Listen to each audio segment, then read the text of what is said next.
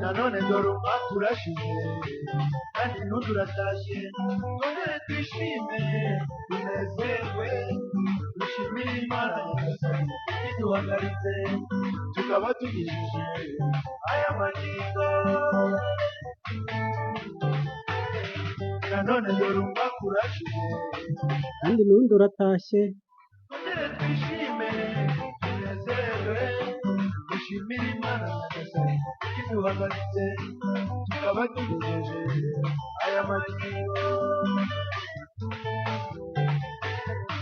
ntacyo twatanze ngo dukunde turame abataragize ayo mahirwe abo si bwabo.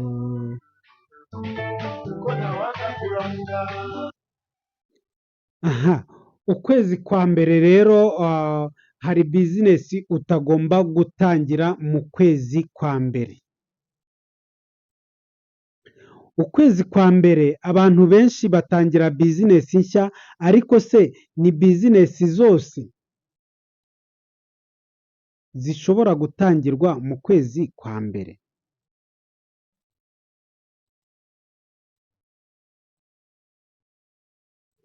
Ukwezi kwa mbere ni ukwezi abantu benshi batangira bizinesi nshya, ariko se bizinesi zose zitangirwa mu kwezi kwa mbere cyangwa se mu kwezi kwa Mutarama? Oya, hari bizinesi ziguhombya iyo uzitangiye mu ntangiriro z'umwaka cyangwa se mu kwezi kwa mbere. Uyu munsi ndakwereka bizinesi eshanu utagomba gutangira mu ntangiriro z'umwaka. Niba ari ubwa mbere rero ugeze kuri BVI Empire, njye nitwa Jean Marie Vianney, hano tunyuzaho ibiganiro bijyanye na business, entrepreneurship, CRB n'ibindi byose bifasha abantu kugera kuri financial freedom, harimo amabanki, inguzanyo, imisoro n'amahoro, kwihangira imirimo n'ibindi byose bifasha umuntu kwiteza imbere. Ukore subscribe rero kugira ngo ibiganiro byacu bitazajya bigucika. Are you even ready? Now, let's go.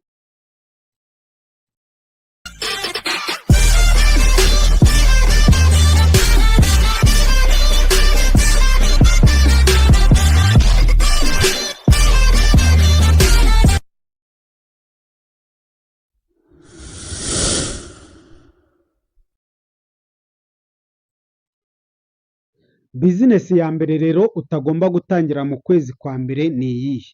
Ni bizinesi ijyanye no gushinga resitora nshya ya VIP. Resitora nshya ihenze kandi ya VIP. Kubera iki abantu batangira resitora nshyashya za VIP mu kwa mbere bahomba?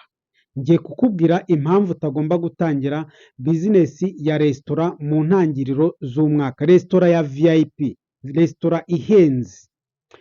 Impamvu ya mbere rero, abantu baba bararangije cyangwa se nta mafaranga aba ahagije bafite yo kujya kurira mu maresitora ahenze cyangwa se amaresitora ya VIP, kubera yuko abenshi mu mpera z'umwaka barasipendinga cyangwa se bakoresha amafaranga menshi, ku buryo kuvuga ngo mu kwezi kwa mbere, mu kwezi kwa kabiri ngo babonye amafaranga yo kujya kurira muri VIP, abenshi rwose uba usanga badafite amafaranga. Niyo mpamvu ushobora kuyitangira ugahomba kubera ko nta bakiriya wabona, na ba bandi bakeya baba bahari bashobora kurira muri VIP bajya muri za resitora basanzwe bajyamo, ntabwo bajya muri resitora nshyashya. Niyo mpamvu rero, iyo ni impamvu imwe ituma utagomba gutangira bizinesi ya resitora nshyashya ya VIP mu kwezi kwa mbere cyangwa se mu ntangiriro z'umwaka. Impamvu ya kabiri, benshi baba barafashe imyenda, baba batangiye gutekereza uburyo bazishyura amadeni bakoresheje mu mpera z'umwaka cyangwa se amadeni bafashe mu mpera z'umwaka. Impamvu ya gatatu rero, kurira hanze bigenda bigabanuka mu ntangiriro z'ukwezi, kubera yuko cyangwa se mu ntangiriro z'umwaka, kubera yuko abantu benshi nyine nk'uko nabibabwiye nta mafaranga baba bafite. Uyu munsi abantu bari gusipendinga mu minsi mikuru, mu matiripu, mu kugura imyenda, mu bintu bitandukanye, niyo mpamvu mu kwezi kwa mbere mu ntangiriro z'umwaka ntabwo abantu benshi baba bafite amafaranga ahagije. Impamvu ya kane, baba bari kurwana n'amadepanse yandi, bari gutekereza andi madepanse bagomba kwishyura mu kwezi kwa mbere, mu kwezi kwa kabiri, harimo nka ibikodesho by'inzu, kwishyura abakozi, umuriro n'amazi, bya bindi byose bibatwara amafaranga mu mibereho yabo ya buri munsi. Abantu baba bari gutekereza uburyo barwana no kwishyura amadeni cyangwa se no gukora kwishyura amadepanse yandi bafite. Niyo mpamvu rero badakenera kujya kurira muri resitora ihenze mu ntangiriro z'umwaka. Impamvu rero ya gatanu, hari abantu barwana no kubona minerivare z'abana, ibikoresho by'abana se, kubera ko amashuri n'ubundi aba ari gufungura. Kuvuga rero umuntu ufite abana babiri, umwana umwe arakenera minerivare, arakenera ibikoresho, kuvuga ngo agiye kurira muri resitora ihenze biba bigoye. So niyo mpamvu iyo utangiye resitora ihenze, resitora ya VIP mu kwezi kwa mbere cyangwa se mu ntangiriro z'umwaka ushobora guhomba ugataha. Resitora nshya rero ya VIP kuyitangira mu kwezi kwa mbere cyangwa se mu ntangiriro z'umwaka egare igihombo. Ndakubujije. Bizinesi ya kabiri ni iyihe? Niba uri kumva iyi videwo hari icyo iri kugufasha, uze kuza gukanda subscribe kugira ngo ibiganiro byacu bitazajya bigucika niba wari utarakora subscribe, hanyuma wibuke no gukanda like kuri iyi videwo.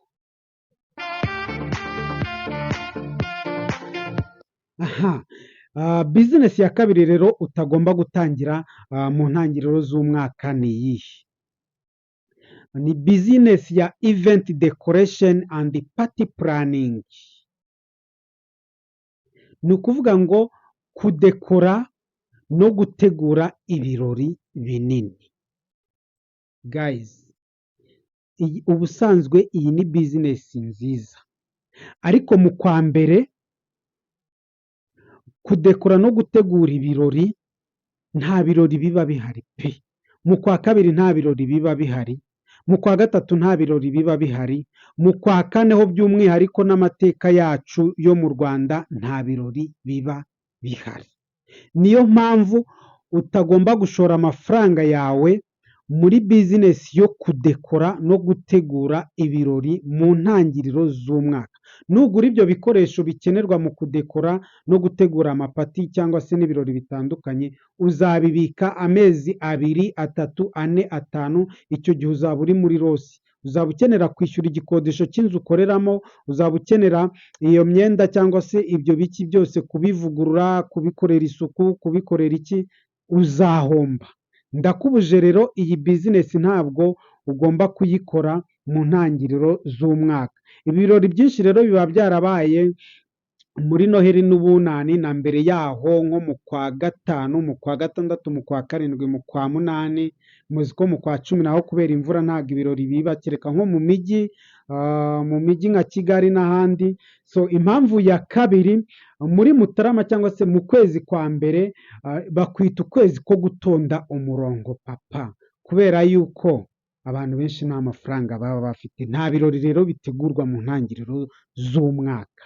So abantu, impamvu ya gatatu rero, abantu ntibategura ibirori nyine binini. Umuntu ashobora gutegura agapati gatoya nka kabidi, kubatirisha umwana se, nabwo uba usanga abana nabo batababatirisha muri icyo gihe, usanga benshi barababatirishije mu mpera z'umwaka mu minsi mikuru. So kugura ibikoresho rero ukagenda ukabibika, ntabwo uba uri kwinjiza amafaranga, uba uri mu gihombo. Niyo mpamvu iyi bizinesi idakeneye yuko uyitangira mu ntangiriro z'umwaka. Iyi ni bizinesi ikenera peak season, ntabwo ari bizinesi ya Mutarama cyangwa se yo mu ntangiriro z'umwaka. Ngiye kukubwira bizinesi ya gatatu utagomba gutangira mu ntangiriro z'umwaka, n'uyitangiramo uzahomba.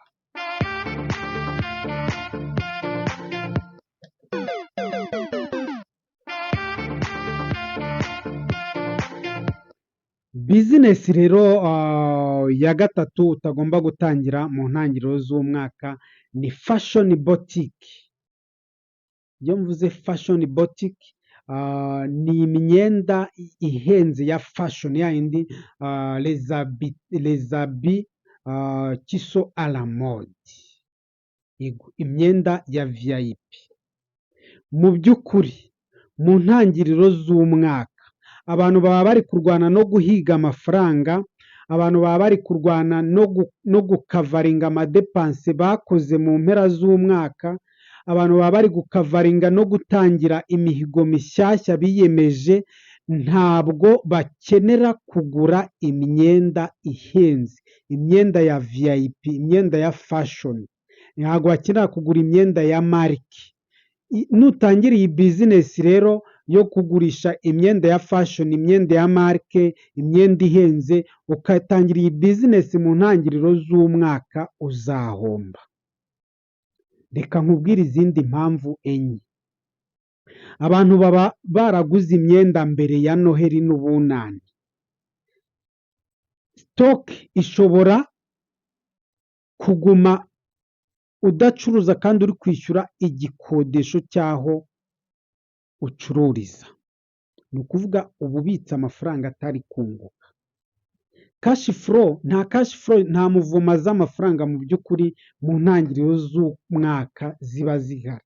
Nta kashi furo, nawe muri bizinesi nta kashi furo uba ufite, usibye no muri bizinesi icyo gihe ubukungu ntabwo buba buhagaze neza. Byumvikane yuko rero gutangira iyi bizinesi ya fashoni botike cyangwa se gucuruza imyenda ihenze ya fashoni cyangwa se ya mode, imyenda igezweho, imyenda y'amamarike, ni bizinesi ishobora kuguhombera ku buryo ushobora gutaha. Imyenda ihenze rero igurwa cyane cyane guhera mu kwezi kwa kane, kubera ko abantu benshi baba batangiye kweza, amakawa aba yeze, ibyayi biba biri kwera, abantu bahinze imyaka iba iri kwera, agafaranga kaba kagiye katangira kuboneka. Kuva mu kwezi kwa kane rero kugera mu kwezi kwa cumi, burya bizinesi yo gucuruza imyenda nibwo yunguka cyane. Niba wateganyaga rero gucuruza imyenda, by'umwihariko imyenda ihenze ya VIP, imyenda ya fashoni, imyenda y'amamarike, ndakubujije mu ntangiriro z'umwaka ntabwo ariho batangira iyi bizinesi, nkubwiye igihe bayitangirira. Bizinesi ya kane ni iyihe?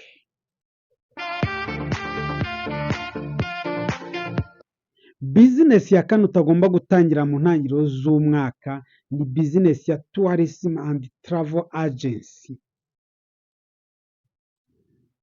Ni ukuvuga ngo bizinesi y'ubukerarugendo n'amatiripu atandukanye, ntabwo ugomba kuyitangira mu ntangiriro z'umwaka kubera impamvu zigera muri enye ngiye kukubwira. Impamvu aba ari nyinshi ariko mba napikinze iziri kurisho zishobora gutuma utagomba gutangira iyi bizinesi mu ntangiriro z'umwaka. Impamvu ya mbere, vakesheni nyinshi ziba zararangiye. Ntabwo abantu baba bakeneye gusohoka mu ntangiriro z'umwaka, ntabwo abantu baba bakeneye gusohoka mu kwezi kwa mbere, mu kwezi kwa kabiri. Hoya, aba ari igihe cyo gushaka amafaranga papa, aba ari igihe cyo gushaka amafaranga. So uramutse rero utangiye bizinesi yahomba. Impamvu ya kabiri, abantu baba basubira mu tuzi twabo. Ubundi akenshi abantu bakunda gusohoka kubera ko bageze umwaka hagati, basaba amakonje, basaba impushya.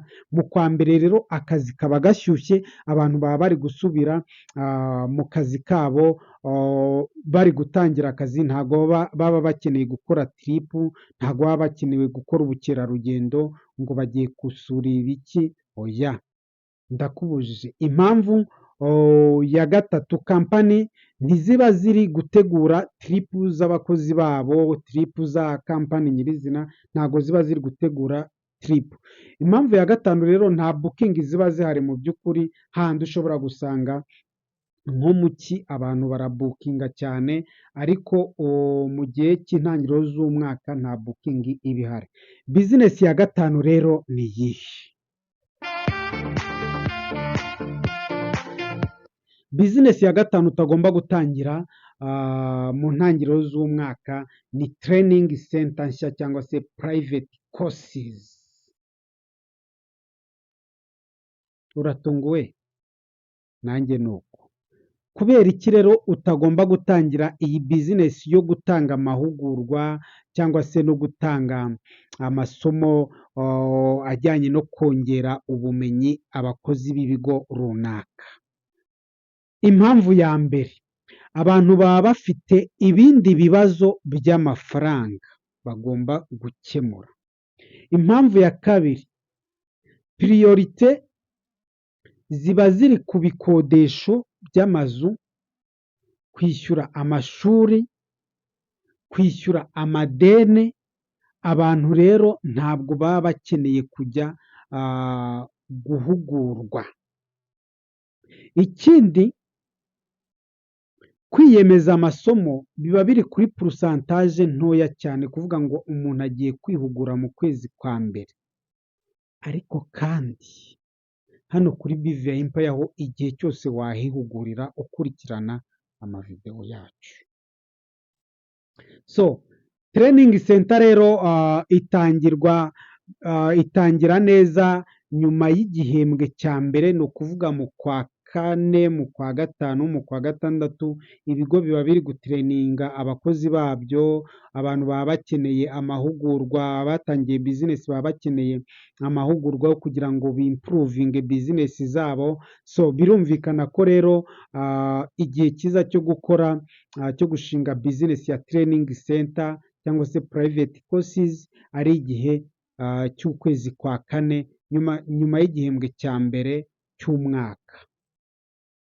So isomo rikomeye rero, isomo rikomeye twakura muri izi bizinesi eshanu utagomba gutangira mu ntangiriro z'umwaka, ni uko izi bizinesi mbabwiye ntabwo ari mbi, ni bizinesi zunguka, ahubwo ni igihe kibi cyo kuzitangira.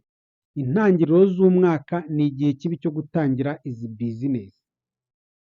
Bizinesi nziza rero itangira cyangwa se itangirwa mu gihe gikwiye. Niyo mpamvu udakwiye kwihutira gutangira bizinesi iyo ari yo yose utabanje kumenya amakuru kuri iyo bizinesi na challenge ushobora guhura nazo. Rero niba ushaka ko mbagezaho part 2 y'izindi bizinesi utagomba gutangira mu kwezi kwa mbere, nizo watangira mu kwezi kwa mbere, andika muri comment section uti part 2, bizinesi zo mu kwa mbere na bizinesi zitari zo mu kwa mbere. Hanyuma ukande like iyi video, wibuke no kuyisangiza abandi. Wakoze kubana nanjye rero kuri BVA Empire.